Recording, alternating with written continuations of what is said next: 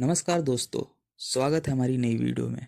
आज की वीडियो में मैं आपको एक ऐसी सच्ची खौफनाक घटना के बारे में बताने वाला हूं, जिसको सुनने के बाद आपके रोंगटे खड़े हो जाएंगे। ये कहानी उत्तर प्रदेश के एक छोटे से गांव में रहने वाले अमन और गुड्डू की है, जिन्होंने रात में 2 बजे कब्रिस्तान जाने का प्लान बनाया। तो चलिए देखते हैं आगे क्या हुआ। तो वीडियो को स्टार्ट करने से पहले मैं आपको बता दूं, अमन और गुड्डू जो थे, इनके परिवार वाले किसान थे और इनके यहाँ अच्छी खासी खेती बाड़ी होती थी। तो लेकिन इनको अर्निंग के कोई सोर्स नहीं नज़र आ रहे थे। तो इन्होंने ट्राई किया कि यूट्यूब पे हम ब्लॉग्स बनाएंगे नाइट घोस्ट हंटिंग का, और गांव में रहा भी करते थे। तो इनको ज़्यादा कोई सोर्स मिलता नहीं था कि कहीं पे किसी प्लेस पे जाकर ये बनाएं। गांव से सब चीज़ दूर थी। तो इन्हें एक आइडिया आया कि हमारे गांव से ज़्यादा दूर तो नहीं है कब्रिस्तान, 4-5 किलोमीटर है बस। तो रात में चलते हैं। अमन भी तैयार हो गया गुड्डू की बात पर। ये रात में 2 बजे निकलते हैं। दिसंबर का महीना था, ठंड काफ़ी ज़्यादा पड़ रही थी, चारों ओर कोहरा ही कोहरा था। अमन अपने घर का दरवाज़ा खोलता है धीमे से। वुडन दरवाज़ा था उनका, और दबे पाँव निकल जाता है साइकिल और टॉर्च लेकर। उसके साथ साथ ही गुड्डू भी आ जाता है। ये दोनों रास्ते में जा ही रहे थे। इनको कुछ भी अगल बगल नहीं दिखाई दे रहा था। गांव में इतना ज़्यादा कोहरा पड़ता है कि आपको 10 फीट दूर भी कुछ नहीं दिखाई देगा। तो रात हो ही रही थी और कोहरा काफ़ी पड़ रहा था। तो गुड्डू बोलता है, क्यों ना यार हम लोग वापस चलते हैं। वैसे भी इतना ज़्यादा कोहरा पड़ रहा है और वीडियो की क्वालिटी भी बहुत कम आएगी, कुछ रिकॉर्ड हो नहीं पाएगा। तो अमन कहता है, नहीं यार अब निकल गया तो चलेंगे ही। तो ये पहुंचते हैं उस कब्रिस्तान के पास। तो वहाँ पे इन्हें एक बूढ़ा आदमी दिखाई देता है, जो कि बीड़ी पी रहा था। आप सोच रहे होंगे ना, रात के 2 बजे इतनी ठंड में कोई इंसान कब्रिस्तान के बाहर बैठ के बीड़ी क्यों पिएगा। लेकिन वो पी रहा था, जिसको देखने के बाद ये दोनों थोड़ा सा डरे, लेकिन उसको इग्नोर करके ये अंदर चले गए। अंदर गए तो इन्हें कुछ उतना खास रिकॉर्ड करने को मिला नहीं, लेकिन एक उनको मार्बल की कब्र दिखी, जिसके ऊपर जाकर अमन बैठ गया।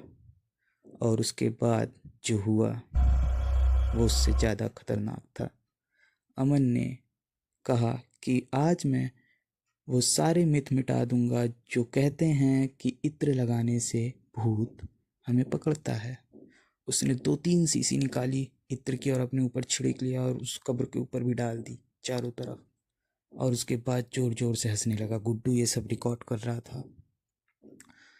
ये सब सिलसिला चलता है। उसके बाद इन लोग वापस जाने लगते हैं।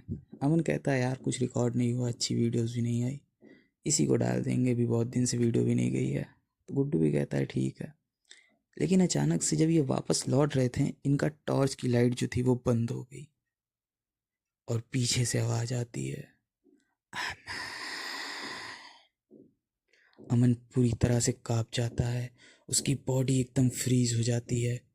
उसे मतलब इतना ज़्यादा डर हो गया था कि वो पीछे मुड़कर भी नहीं देख सकता था, बस उसे भागना था। और अमन जोर से भागता है, बिना आओ देखे न ताओ। अमन भाग गया। अब जब वो अपने गांव पहुंचा तब उसे याद आया, गुड्डू कहाँ रह गया। गुड्डू उसको नहीं दिखाई दिया। सुबह हुई, गांव वाले गुड्डू को ढूंढना स्टार्ट करें, गुड्डू नहीं मिला। फिर उसके बाद जब शाम हो गई, तब अमन ने अपने पापा से बताया कि हम लोग रात में ये करने गए थे। अमन के पापा उसको बहुत मारते हैं। फिर उसके बाद वो किसी न किसी तरह करके गांव वालों को ये सब बात बताते हैं, और उसके बाद पूरा गांव गुड्डू की खोज में लग जाता है। ढूंढते रहते हैं, गुड्डू नहीं मिलता। फिर उसके बाद ये होता है कि गांव में एक पुजारी थे। तो लोग उनके पास जाते हैं। उनके अंदर ऐसा कहते थे कि देवता आते हैं जो सब चीज़ का समाधान कर देते हैं। तो वो उनके पास जाते हैं और सारी बातें बताते हैं। तो जो देवता थे उन्होंने बोला कि जो लड़का उसके साथ गया था उसको भेजो। तो अमन को लाया जाता है। तो उससे पूछते हैं, क्या किया था तुमने। तो अमन बताता है कि हम लोग वीडियो बनाने गए थे, तो जो जिनके अंदर देवता आए थे तो उन्होंने फिर से पूछा, क्या क्या किए थे मैं पूछ रहा हूँ वहाँ पर। तो अमन कुछ नहीं बताता है। फिर जो देवता थे उन्होंने बोला, तुमने उस कब्र के ऊपर बैठ कर इत्र छिड़की थी ना। अमन एकदम शॉक होता है, कहता है इनको कैसे पता। कहता है हाँ, उसी का फल है ये जो तुम्हारा दोस्त चला गया। उसके बाद सब रोने लगते हैं, अगल बगल में जो गुड्डू के मम्मी पापा थे। गुड्डू की मम्मी बोलती हैं रोते हुए, महाराज अब तो मेरा बेटा चला गया, क्या आप उसे बचा सकते हैं। देवता कहते हैं, उस लड़के के साथ जो होना था वो तो हो गया, अब इस लड़के को बचाने की सोचो, क्योंकि इसने जो गलती की है उसका खामियाजा इसको ज़रूर भुगतना पड़ेगा। वो शैतान कोई मामूली शैतान नहीं है। तो अमन के पापा बोलते हैं, महाराज ये तो बच्चे हैं, ना समझी में कुछ भी कर आए, कृपया करके आप हमारे बच्चे की रक्षा कीजिए। तो बोलते हैं, अब मेरे दरबार में आ गए हो तो तुम्हारी रक्षा करना तो मेरा फर्ज ही है, घबराओ मत, इससे कुछ नहीं होगा। फिर वो कुछ पूजा पाठ करते हैं और भभूत दे देते हैं अमन को, खा लेता है। और अमन के पिता को भी दे दिया जाता है भभूत रखने के लिए घर में, अगर कुछ हो तो अमन को खिला देना। उस दिन के बाद से पूरे गांव वाले अमन के परिवार के खिलाफ हो चुके थे।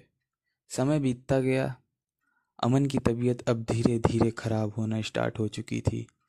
अमन को कुछ भी खाने का मन नहीं करता था, वो खाया करता था तो उल्टी हो जाया करती थी, और रात में उसको किसी के चलने की आवाज़ आया करती थी।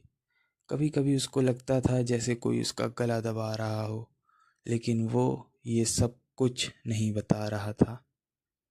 उसने अपने घर वालों से ये सब छुपाया, इसलिए कि वो उसे और डांटेंगे। ये उसकी सबसे बड़ी गलती थी। इसी तरह चलता रहा। अमन अब रात रात भर सोता नहीं था, और कभी कभी ऐसा भी हुआ करता था कि अमन रात में उठकर कच्चे आटे खाना स्टार्ट कर दिया था। वो तो एक दिन उसकी मम्मी की नज़र पड़ी, तो उन्होंने देखा ये कच्चा आटा खा रहा था, तो उसको मारती हैं थोड़ा और सुला देती हैं। सुबह से उठता है अमन, घर में बात बात हुई तो इसको हुआ कि इसको फिर से ले जाएंगे उन्हीं पुजारी जी के पास। लेकिन अमन के पापा उतना सीरियसली लेते नहीं हैं, सोच रहे होंगे भूख लगी हुई थी, खा लिया, कोई बात नहीं। इसी तरह चलता गया। एक दिन अमन रात में बहुत ज़ोर से चिल्लाता है, बचाओ बचाओ। उसके पापा उठ के आते हैं उसके पास, तो देखते हैं तो अमन की बॉडी जो थी वो पूरी अकड़ चुकी थी। वो जल्दी से उसको उठा कर ले जाते हैं उन्हीं पुजारी जी के पास, और पुजारी जी जल्दी से अमन को लिटाते हैं और उसके चारों ओर रक्षा कवच बना देते हैं सिंदूर और नींबू की।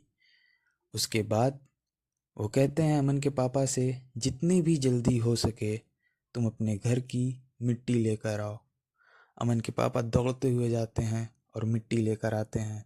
उसके बाद वहाँ पर एक हवन रखा जाता है जो कि 2 घंटे तक चलता है। हवन होने के बाद अमन अभी भी उसी तरह अकड़ा हुआ था। उसके बाद पुजारी जी जब एक एक करके उन 7 के सातों नींबू को काटना स्टार्ट करते हैं, तो किसी में से काली राख निकलती, तो किसी में से हड्डी के छोटे छोटे टुकड़े, तो किसी में से खून भी निकल रहा था। ये सब देखने के बाद अमन के पिता और उनके परिवार वाले बिल्कुल पूरी तरीके से डर चुके थे। पुजारी जी ने कहा, घबराओ मत, अब इसे कुछ नहीं होगा। अमन ठीक हो गया। उस दिन के बाद से उसको ऐसा कुछ दिखाई नहीं दिया, ना कुछ उसे परेशानी हुई। लेकिन उसके बाद पुजारी जी ने कहा, अमन को उस कब्रिस्तान से जितनी दूर हो सके रखना। अगर वो उस जगह पर दोबारा चला गया तो उसके बाद इसे मैं भी नहीं बचा सकता हूँ। उस दिन के बाद से सब कुछ ठीक रहा, ना अमन वहाँ पर कभी गया। और अब वो 22 साल का भी हो चुका है। जब ये घटना हुई थी तो वो मात्र 15 साल का था। तो दोस्तों, आपको इस कहानी से क्या सीख मिली आप कमेंट करके ज़रूर बताइएगा। और अगर आपको वीडियो अच्छी लगी हो तो वीडियो को लाइक करें, चैनल को सब्सक्राइब करें। Thank you.